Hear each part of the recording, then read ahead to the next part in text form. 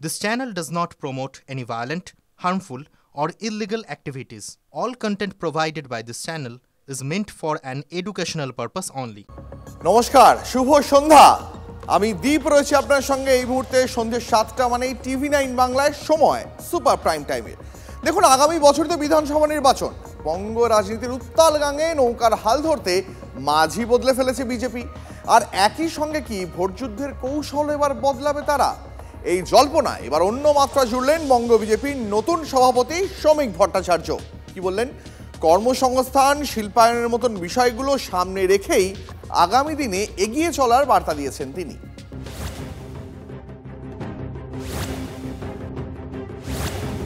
রাজ্যে শিল্পায়ন চাই, শিল্পের পরিবেশ চাই, কর্মসংস্থানের নতুন সুযোগ বৃদ্ধি চাই।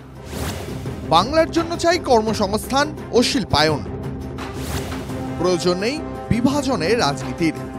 বাংলা বিনিয়োগ চায়, বাংলা কর্মসংস্থানের সুযোগ তৈরি হচ্ছে এটা দেখতে চায়, এবং বাংলা আইনের শাসন প্রতিষ্ঠা করতে চায়। তাড়াহুড়ো করবে না, ভোটটা হয়ে যাক, মমতাদি শপথ নিয়ে নিক চতুর্থবারের জন্য, তারপর ঠান্ডা মাথায় ইস্তার বিস্তার ভালো করে যত্ন করে বাঁ দিয়ে ভালো ছাপা দিয়ে ছবি দিয়ে তারপর করবে। বাংলার মানুষের জন্য বিজেপি কি করতে চায়? এতদিন ধরে ওঠা সেই প্রশ্নেরই কার্যত জবাব দিলেন বঙ্গ বিজেপির নতুন ক্যাপ্টেন। উগ্র হিন্দুত্ব বা মেরুকরণের পথ ছেড়ে নতুন দিশায় দলকে এগিয়ে নিয়ে যাওয়ার বার্তাই দিলেন শ্রমিক। এই সঙ্গে বাংলার মানুষকে বিকল্পের সন্ধান দিতে পুজোর পরেই দলীয় ইস্তাহার বা সংকল্পপত্র ঘোষণার প্রস্তুতি নিচ্ছে গেরুয়া শিবির। ইস্তেহারে কি থাকবে কৌতূহল তা নিয়েই 2024 লোকসভা নির্বাচনের নিরিখে এ রাজ্যে 29টি আসনে জেতা তৃণমূল মোট 2,75,00,000 ভোট পেয়েছিল। বিজেপির ঝুলিতে গিয়েছিল 2,33,00,000 ভোট, অর্থাৎ ফারাক 42 লক্ষের। এবার সেই ব্যবধান ঘোচাতে বারবার হিন্দু ঐক্যের ডাক দিতে শোনা গেছে রাজ্যের বিরোধী দলনেতার মুখে। হিন্দু 39% এককাট্টা হয়েছে বলেই আমরা 2,33,27,000 ভোট আর 5% হিন্দুকে আমাদের পক্ষে ভোট করাতে হবে। জল্পনা চলছে বিজেপির ইস্তেহারে বিকল্প উন্নয়নের বার্তা থাকবে, নাকি জোর দেওয়া হবে ধর্মীয় বিষয়ে? হিন্দুত্ব, হিন্দুত্ববাদ এসব শব্দ ব্যবহার করেন। হিন্দুত্ব কোনো বাদ নয় এবং এটা বিজেপির পথ নয়। আমি আবার বলছি, কোনো বিভাজনের রাজনীতিতে বিজেপি বিশ্বাস করে না। যেভাবে মুখ্যমন্ত্রী পশ্চিমবঙ্গকে পশ্চিম বাংলাদেশ বানানোর চক্রান্ত করছে, তার হাত থেকে যদি আপনি নাই বাঁচেন, আপনার ধর্ম সংস্কৃতি মন্দির যদি নাই বাঁচে, আপনি কোথায় উন্নয়ন করবেন? শ্রমিক ভট্টাচার্য যদি এ ধরনের বিবৃতি দেন, ওনার তো প্রথম উচিত শুভেন্দু অধিকারীর থেকে সাবধানে থাকা। বিজেপি তাদের মুখ এবং মুখোশ নিয়ে কনফিউজড। শুক্রবার কেন্দ্রীয় পর্যবেক্ষকদের উপস্থিতিতে বঙ্গ বিজেপির বৈঠকে একাধিক সিদ্ধান্ত নেওয়া হয়েছে। সূত্রের খবর, ঠিক হয়েছে যে গত লোকসভা ভোটের ফলাফলের নিরিখে টার্গেট করা হয়েছে মোট 200টি বিধানসভা কেন্দ্রকে। যে 92টি কেন্দ্রে বিজেপি এগিয়ে ছিল, সেগুলোর পাশাপাশি বিশেষ নজর দেওয়া হবে আরও 108টি আসনে। যে আসনে তৃণমূলের চেয়ে 5,000 বা তার চেয়েও কম ব্যবধানে পিছিয়ে ছিল বিজেপি। স্বাধীন ভারতের ইতিহাসে সবচেয়ে বড় ভোট স্ট্র্যাটেজিস্টের নাম হলো অমিত শাহ। তিনি বলেছিলেন 200 পার, আমাদেরই ভুলের কারণে সেটা হয়নি, আর এবার একদম পগার পার হয়ে যাবে। বঙ্গ বিজেপি সূত্রের দাবি, শুক্রবার এই রাজ্যে বিজেপির দায়িত্বপ্রাপ্ত কেন্দ্রীয় পর্যবেক্ষক সুনীল বানসালের নেতৃত্বে ঠিক হয়েছে এই 200টি বিধানসভায় পূর্ণ শক্তির বুথ কমিটি করতে 10 থেকে 13 জুলাই পর্যন্ত সংশ্লিষ্ট জেলা কমিটিকে বৈঠক করতে হবে। কিভাবে ভোট বৃদ্ধি হতে পারে তা নিয়ে লিখিত রিপোর্ট পাঠাতে হবে দলীয় নেতৃত্বকে। স্থানীয় ইস্যুকে সামনে রেখে বিধানসভা ভিত্তিক আন্দোলনের জন্য শাখা সংগঠনগুলিকে সক্রিয়ভাবে মাঠে নামার নির্দেশ দেওয়া হয়েছে বলে সূত্রের খবর। প্রদীপ্ত কান্তি ঘোষের রিপোর্ট, TV9 বাংলা। আর এই মুহূর্তে একটা বড় খবরের নজর রাখবো। 21শে জুলাই তৃণমূলের মেগা সমাবেশের আগেই কি রাজ্যে নরেন্দ্র মোদীর জোড়া সভা? মে মাসে আলিপুরদুয়ারের পর চলতি মাসে আবার বঙ্গ সফরে আসছেন প্রধানমন্ত্রী। সূত্রের খবর, 18 জুলাই দমদম এবং তার পাশাপাশি দুর্গাপুরেও সভা করতে পারেন নরেন্দ্র মোদী। আমাদের সঙ্গে এই মুহূর্তে রয়েছেন আমাদের সহকর্মী সৌরভ গুহ। সৌরভ, প্রথমে সভাপতি বদল, তারপরে আবার বঙ্গ সফরে প্রধানমন্ত্রী, বাংলা দখলে কি মরিয়া পদ্ম শিবির? একেবারেই তোমার প্রশ্নের উত্তর, তোমার প্রশ্নটি ধরেই বলি যে একেবারে একটা কিন্তু মরিয়া ভাব দেখা যাচ্ছে বিজেপির ক্ষেত্রে। অনেক ক্ষেত্রে দেখা যায় যে ইশতেহার অনেক দেরিতে প্রকাশিত হলো, যেখানে শাসক দল আগেই প্রকাশ করে ফেলছে, কিন্তু এবার যেটা শোনা যাচ্ছে যে দুর্গাপূজার পরেই কিন্তু তারা ইশতেহার প্রকাশ করবেন। এবং সভাপতি, নবনিযুক্ত সভাপতি, তিনিও কিন্তু হার্ডলাইন হিন্দুত্বের বদলে মুসলিম হিন্দু নির্বিশেষে সবার কাছে বার্তা রাখছেন, বাম কংগ্রেসের কাছেও বার্তা রাখছেন। অর্থাৎ কোথাও একটা তাদের চিরাচরিত রাজনৈতিক প্র্যাকটিসের বাইরেও কিন্তু আরেকটা ভিন্ন প্র্যাকটিস তারা করছেন। গুরুত্বপূর্ণ আরেকটি বিষয়ে যে বুথ কমিটি, 50% জায়গায় প্রায় বুথ কমিটি সক্রিয় নয়, এই বিষয়টি সুনীল বানসাল তিনি কিন্তু চিহ্নিত করবার পর সেই বুথ কমিটি তারা গড়ছেন। এবং যখন সংগঠনকে ঢেলে সাজানো হচ্ছে তখন অন্য কেউ নন, একেবারে খোদ প্রধানমন্ত্রী নরেন্দ্র মোদীকে সামনে রেখে বাংলায় প্রচার শুরু করতে চাইছে বিজেপি। এটা আমরা বলতেই পারি, তার কারণ 21শে জুলাইয়ে আমরা বরাবর জানি যে সামনের নির্বাচনের আগে রণহুঙ্কার দেন মমতা বন্দ্যোপাধ্যায়। সেক্ষেত্রে 26-এর নির্বাচনের আগে রণহুঙ্কার দেবেন মমতা বন্দ্যোপাধ্যায় 21শে জুলাইয়ের মঞ্চ থেকে। ঠিক তার আগে বিউগলটি বাজিয়ে দিতে চান বোধহয় নরেন্দ্র মোদী। বিজেপির হয়তো এমনই পরিকল্পনা। একেবারে সৌরভ, অনেক ধন্যবাদ তোমাকে। নজর রাখো সৌরভ, নরেন্দ্র মোদীকে এনে কর্মীদের মনোবল বাড়ানোর কৌশল বিজেপির।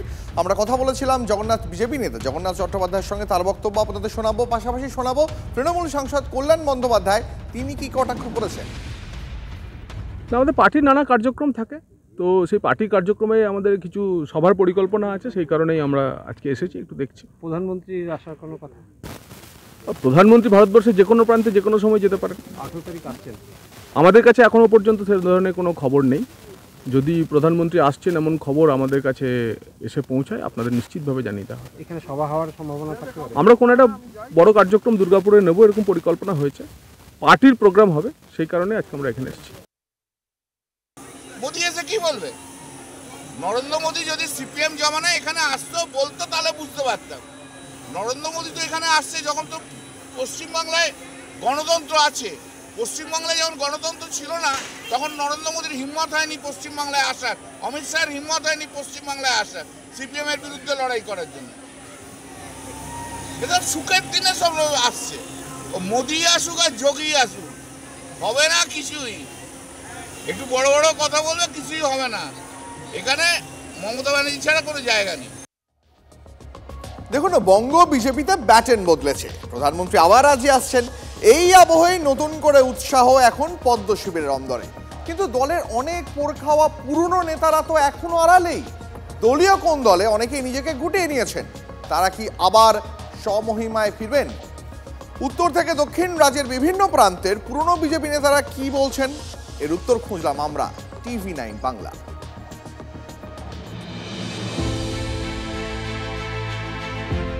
বঙ্গ বিজেপির নেতৃত্বের ব্যাটন বদলেছে। নতুন সভাপতির নেতৃত্বে মিশন 26-এর লক্ষ্যে নতুন উদ্যম এখন বঙ্গ বিজেপিতে। এই আবহেই প্রধানমন্ত্রীকে এনে কর্মীদের আরও চাঙ্গা করে বিধানসভা নির্বাচনের প্রচারে ঝাঁপাতে চাইছে পদ্ম শিবির। তৃণমূলের 21 সমাবেশের আগেই রাজ্যে মোদীর জোড়া সভার সম্ভাবনা। দমদমের পাশাপাশি দুর্গাপুরেও সভা করতে পারেন নরেন্দ্র মোদী। আর আবেদনে প্রধানমন্ত্রী আসেন না, বিজেপির নির্দিষ্ট পদ্ধতি আছে। প্রধানমন্ত্রী আসবেন, কবে আসবেন সেটা প্রধানমন্ত্রীর দফতর ঠিক করবেন। প্রধানমন্ত্রী 18 তারিখে দুর্গাপুরে আসেন, আপনাদের নিশ্চিতভাবে জানাবো, ডেকে বলবো। আপাতত আমাদের পার্টির একটা বড় কার্যক্রমের জন্য আমরা এখানে এসেছি, তার প্রস্তুতি আমরা নিচ্ছি। বিজেপির অন্দরে আদিনব্য সংঘাত, যে আঁচে দলের বিভিন্ন স্তরে বিভাজন প্রকাশ্য হয়েছে। নির্বাচনের লড়াই দলকে পিছিয়ে দিয়েছে। গুরু দায়িত্ব নিয়েই নতুন পুরনো ভেদ সরিয়ে একজোট হয়ে লড়াইয়ের বার্তা দিয়েছেন শ্রমিক ভট্টাচার্য। নতুন এসেছেন তারাও মনে রাখবেন, ওই পুরনো মানুষগুলো পরাজয় নিশ্চিত জেনেও, জমানত বাজেয়াপ্ত হবে জেনেও, যারা পতাকাটা ধরে রেখেছিলেন, প্রদীপ জ্বালিয়ে রেখেছিলেন, তার জন্যই এই অবস্থা তৈরি হয়েছে।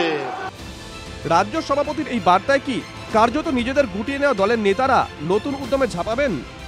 রাজু বন্দ্যোপাধ্যায়, রাজকমল পাঠক, কালাসোনা মণ্ডল, দুধকুমার মণ্ডলের মতন একসময় দাপুটে নেতাদের আর সেভাবে দেখা যায় না। দলের নেতৃত্ব বদলে তারা কি ভাবছেন? পর থেকে দেখা যায়নি এরম নয়, হয়তো টিভির পর্দায় দেখতে পাননি, কিন্তু আমি গ্রামে গঞ্জে মাঠে ময়দানে সব জায়গায় ছিলাম। অনেকে অভিমান করেও বসে আছে বাস্তব। তারা যদি ফিরে আসে নতুন পুরনো একসাথে লড়াই করে, তাহলে তৃণমূলের বিসর্জন অবশ্যম্ভাবী, কেউ রুখতে পারবে না, আর এটা শ্রমিকদের হাত দিয়েই হবে। ভুলভ্রান্তি মানুষের থাকেই, সবাইকে একত্র নিয়ে চলতে পারলে এবং যোগ্যতা বেসিসে যদি কাছের লোক নয় কাজের লোককে বেছে নিয়ে এগোনো যায়। আমি তাকে 100% বিশ্বাস করা যায়, উনি নতুন পুরো নিয়েই সবাইকে নিয়েই কমিটি করবেন রাজ্য এবং জেলা স্তরে এবং সবাই কাজে নামবে। যদি উনি যে কথা বলেছেন সেটা যদি বাস্তবে পরিণত হয়ে যায় তাহলে টিএমসি অবস্থা কিন্তু খুব খারাপ। আদিনব্য মেলবন্ধনের বার্তা নতুন রাজ্য সভাপতির গলায়। ভরসার সঙ্গে সংগঠনের কাজে নতুন করে উদ্যম পাচ্ছেন উত্তরবঙ্গের দলের পুরনো মুখরা। খুব ভালো উদ্যোগ, ভালো উদ্যোগ। পারবে কি পারবে না জানি না, চেষ্টা তো করতে পারে, অ্যাটলিস্ট ওর মনে তো এটা জিনিস আছেই। পরিশোধনের দরকার আছে এবং শ্রমিকবাবু যেটা বলেছেন সেটা সত্যি খুব আনন্দকর সংবাদ, এবং এতে পার্টি শক্তিশালী হবে এবং পার্টি ভবিষ্যতে লড়াইয়ের দিকে আরও অগ্রসর হবে। এরই মধ্যে দিলীপ ঘোষকে নিয়ে গুঞ্জন থামছে না। নতুন রাজ্য সভাপতির অভিষেক মঞ্চে তাকে দেখা যায়নি। যাবতীয় জল্পনায় জল ঢেলেছেন শ্রমিক ভট্টাচার্য। দিলীপ ঘোষ ছিলেন, দিলীপ ঘোষ আছেন এবং দিলীপ ঘোষ থাকবেন। দিলীপ ঘোষের বিষয়ে যা সিদ্ধান্ত নেবার দল সিদ্ধান্ত নেবে। দিলীপ ঘোষকে যেখানে কাজে লাগানোর কথা সেখানে দিলীপ ঘোষ যাবেন। দিলীপ ঘোষ অন্য কোথাও যাবেন না, যেতে পারবেন না। যায় তো যায় কাহা। ব্যক্তির থেকে দল বড়। 26-এর কঠিন লড়াইয়ের আগে এই মন্ত্রই শ্রমিকের গলায়। দলীয় কার্যালয়ের সাংবাদিক বৈঠক মঞ্চের ব্যাকড্রপ থেকে নেতাদের ছবি সরিয়ে সেই বার্তাই দিয়েছেন বঙ্গ বিজেপির নয়া captain. Bureau report, TV9 Bangla. সিপিএমের বদরক্ত তৃণমূলে, ডায়ালিসিস দরকার। তৃণমূল ছাড়ার হুঁশিয়ারির পরেও ইউটার্ন মন্ত্রী সিদ্দিকুল্লাহ চৌধুরীর। সিপিএমের বদরক্ত রয়েছে শাসক দলে, বার করতে হবে। ফিরহাদের সঙ্গে কথা বলার পরেই সুর নরম করলেন রাজ্যের গ্রন্থাগার মন্ত্রী। বৃহস্পতিবার নিজের কেন্দ্রে সিদ্দিকুল্লাহর গাড়িতে হামলা হয়। রাজ্যের মন্ত্রী আঙুল তোলেন মন্তেশ্বরের পঞ্চায়েত সমিতির সভাপতির দিকে। কি মুসলিমরা সত্যি আক্রান্ত হচ্ছে বারবার করে? না না, এটা কিছু বিজেপি মানে ওই সিপিএমের বদরক্ত আছে, তারা জায়গা পেয়ে গেছে, ওদের ডায়ালিসিস করতে হবে। তাহলে যদি কোনো সময় দলে জায়গা পায়, আর অভিষেক ব্যানার্জি মমতা ব্যানার্জির প্রতি দলের প্রতি আস্থা আছে বলে এখনও মন্ত্রী আছে। আর যতদিন নির্বাচন না হচ্ছে আমি অভিভাবক। এই ডায়ালিসিস কে করতে পারবেন? সে ডায়ালিসিস দল পারবে, আমিও পারবো, পুলিশ পারবে। কাল দল দায়িত্ব দিলে আপনিও করবেন? না, দল করছে তো, করছে। দলের একটা শৃঙ্খলা আছে, এত বড় দল, যে ঝান্ডা দেবে সেই টিএমসি, একটা সাহিত্যা করতে সময় লাগবে। আমার ভরসা মমতা ব্যানার্জি হস্তক্ষেপ করেছেন, ববি হাকিমকে দিয়ে আমার কাছে বার্তা পাঠিয়েছেন। সিদ্দিকুল্লাহ আসলে একজন লোভী মানুষ, মন্ত্রিত্ব ধরে রাখতে মরিয়া। অবস্থান বদলকে তীব্র কটাক্ষ করেছে বিজেপি, কটাক্ষ করতে ছাড়েনি সিপিএমও। এই সিদ্দিকুল্লাহ বাবু যিনি কলকাতা সহ জেলাগুলোকে টাইট দেওয়ার কথা বলছেন, তিনি বিধায়ক হিসাবে নিজের অঞ্চলে যেভাবে টাইট খেয়ে গেলেন, তো সেখানে দাঁড়িয়ে ওনার কাছে দুটোই পথ খোলা। এক, এই লজ্জা নিবারণে তার পদত্যাগ করা, অথবা তৃণমূল কংগ্রেসকে টাইট দেওয়া। আমার ধারণা ওনার যা বয়স হয়েছে, উনি মন্ত্রিত্বও ছাড়বেন না, আর ওনাকে যারা টাইট দিয়েছেন তাদের সাথেও ভিড়বেন না। পদলোভী একজন মানুষ বলে ওনার কাছ থেকে বেশি কিছু আশা করাটাই অন্যায়। দুপক্ষই তো তৃণমূল, এবং দুপক্ষের কেউই তো সিপিএম থেকে আসেনি, এবং এমনকি সিদ্দিকুল্লাহ তো সিপিএম থেকে যায়নি রে বাবা। তাকে তো চিটিংবাজ বলছে তৃণমূলের লোকেরা। কাকে উনি অপারেট করবেন আর কোথায় ডায়ালিসিস করবেন আমি জানি না। মাথা যে সেই আসলে ঠিক নেই। সমস্ত তোলাবাজ, লুঠেরা, দখলদার, দুষ্কৃতী, তারাই তৃণমূল দলের সম্পদ। জেনে বুঝে সিদ্দিকুল্লাহ সেই দলের মন্ত্রী। মনোজিৎ তৃণমূল ছাত্র পরিষদের নেতা, আর সেখান থেকে কলেজের অস্থায়ী কর্মী। এই মনোজিৎ মডেল শুধুমাত্র কসবা ল কলেজে আবদ্ধ নেই। এই মডেল রাজ্যের বিভিন্ন কলেজে, সেটা নন্দীগ্রামে হতে পারে, উত্তরপাড়ায় হতে পারে, কাকদ্বীপে হতে পারে, বিভিন্ন জায়গাতে তৃণমূল ছাত্র পরিষদের নেতারা তারা এখন কলেজের অস্থায়ী কর্মী। এবার দেখাই আপনাদের, শুধু কসবা নয়, কসবার পর এবার কাকদ্বীপের কলেজে চাকরি বিতর্ক। অভিযোগ টিএমসিপি করলেই কলেজে চাকরি মেলে। 2022 থেকে কাকদ্বীপ কলেজের অস্থায়ী কর্মী হিসাবে কাজ করছেন 7 জন। তাদের প্রত্যেকের যোগ্যতা কি জানেন? তারা প্রত্যেকেই তৃণমূলের ছাত্র নেতা কর্মী। এই নিয়োগের কথা স্বীকার করে নিয়েছেন কলেজের গভর্নিং বডির চেয়ারম্যান তথা স্থানীয় তৃণমূল বিধায়ক মন্টুরাম পাখিরাও। গভর্নিং বডি সিদ্ধান্ত নিয়েছে নিয়োগ করার, বলছেন কলেজের প্রিন্সিপাল। স্টাফের মধ্যে কিছুটা অপ্রতুলতা আছে এবং সেই সময়টা ন্যাকের কাজ চলছিল। সেই সময়ে গভর্নিং বডি সর্বসম্মতভাবে সিদ্ধান্ত নেয় যে অস্থায়ী কয়েকজনকে নেওয়া হবে। সেইভাবে অস্থায়ী কয়েকজনকে নেওয়া হয়েছে এবং তারা দরিদ্র পরিবারের ছেলে। আমি জয়েন করার আগে এই গভর্নিং বডি একটা সিদ্ধান্ত নিয়েছিল যে কিছু আমরা ক্যাজুয়াল স্টাফ নেব। আমরা ওই জন্য পিওরলি টেম্পোরারি বেসিসে অস্থায়ী ভাবে কিছু কর্মী নিলাম। কিন্তু আমি গভর্নিং বডিকে একটাই কথা বলেছিলাম, এটা একদম মানে পুরো ট্রান্সপারেন্ট ব্যাপারটা, যে কাউকে আমি অ্যাপয়েন্টমেন্ট লেটার দিতে পারবো না। অভিযোগ কি একটা, অভিযোগ আরও রয়েছে। এই নিয়োগে বিরোধিতা করায় 2023-এ কলেজের প্রাক্তন ছাত্রনেতা তথা এবিভিপির নেতা নিপুণ দাসকে ইউনিয়ন রুমের ভিতরে ঢুকিয়ে তাকে ব্যাপক মারধর করা হয়। এমনকি সেই সময় কাকদ্বীপ থানায় লিখিত অভিযোগ দায়ের করেন নিপুণ। কিন্তু কলেজ কর্তৃপক্ষ সিসিটিভি ক্যামেরা ফুটেজ না দেওয়ায় পুলিশের তদন্তে এগোয়নি, এমনটাই অভিযোগ রয়েছে। কাকদ্বীপ কলেজেও কাজ করে, আবার অন্য জায়গায়ও কাজ করে। আবার এমন লোক রয়েছে যারা কিনা কাজও করে না, কিন্তু বাইরে গিয়ে অন্য কাজ করে, কিন্তু স্যালারিটা ঠিক মতন পৌঁছে যায়। ঠিক আছে, এরকম অনেকে রয়েছে। এবিভিপি প্রতিবাদ করেছিলাম এবং কি 2023 সালে আমাকে ইউনিয়নে ফেলে আমাকে মেরেছিল, তাতে চোখ টোক ফাটিয়ে দিয়েছিল। ঠিক আছে, এফআইআরও করেছি আমি। তার এফআইআর করতে গিয়ে পুলিশে যখন বলছে যে কলেজে সিসিটিভি যখন দরকার আছে তাহলে প্রিন্সিপালের সাথে যোগ করুন, কিন্তু প্রিন্সিপাল কোনো রকম সিসিটিভি দেয়নি। এই পুরো চক্করে প্রিন্সিপালও জানে।